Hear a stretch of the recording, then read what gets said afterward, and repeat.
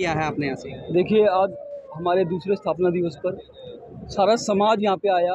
सिख समाज के लोग यहाँ पे आए, जाट समाज के लोग यहाँ पे आए, ब्राह्मण समाज के लोग यहाँ पे आए और ना सिर्फ गुरुग्राम से आए, हरियाणा के अलग अलग कोनों से आए हैं। और आज हमने दूसरे स्थापना दिवस पर मानवता का, भाईचारे का संदेश दिया है। जो काम हमारी वर्तमान सरकार हमें बांटने में लगी हुई है, हमें काटने में लगी हुई है और हमको छांटने में लगी हुई है, क्योंकि वो अपनी वोट बैंक की राजनीति कर रही है। हमने कोशिश करी है 2 साल पहले से कि हम समाज जो बट रहा है, समाज को जागरूक करेंगे, समाज को जोड़ेंगे। और आज इसका जीता जागता उदाहरण, इसका प्रमाण आप सबके बीच में है, क्योंकि इस कार्यक्रम में दिव्यता भी थी, भव्यता भी थी और मानवता भी थी।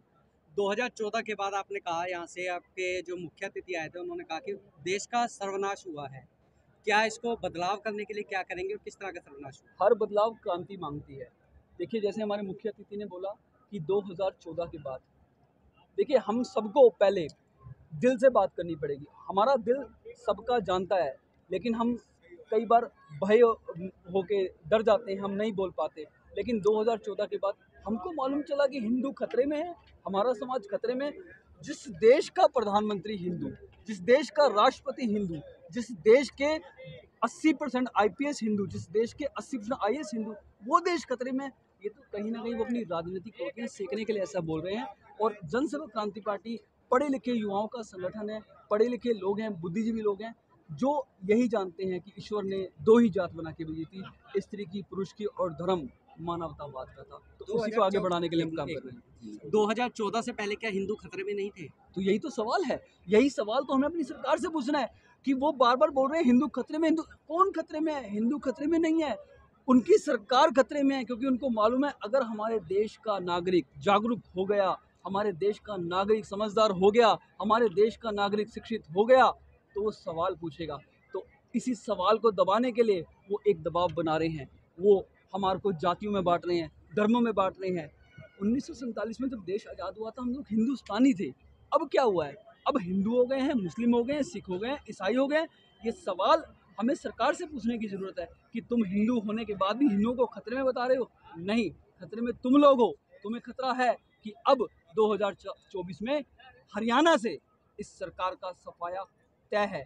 लोग जागरूक हो गए हैं। हरियाणा के अंदर अब जन सेवा करनी होगी, राजनीति नहीं करनी होगी। क्योंकि राजनीति करते करते इन्होंने अपने स्वार्थों की पूर्ति करी है, सेवा नीति करनी है। 2024 के चुनाव हर जगह पे, और मैं यही कहना चाहता हूँ कि हर इंसान मिलजुल के रहे, बंटवारा ना हो। और ये सबसे बड़ी संदेश है। या भगवान मान के बंटवारा ना करो, या भगवान नहीं मान के बंटवारा ना करो। बंटवारा ना करो इंसान के बीच में। हिंदू, मुस्लिम, सिख, ईसाई सब हम लोग एक साथ रहते थे और एक साथ रहना चाहते। यही सबसे इम्पोर्टेंट संदेश है। और इसके लिए हमें क्रांति चाहिए, जो जन सेवा क्रांति पार्टी लाने की सोच रही है। मैं बड़ा खुश हूँ यहाँ पे आके। 2014 की आपने बात की है कि भाजपा का जब से कार्यकाल आया है, तब से जो है विकास होता जा रहा है, शहर देश का। विकास तो देखिए किसी को आता ही नहीं है, ना कांग्रेस ने किया, ना बीजेपी ने किया, ठीक है ना।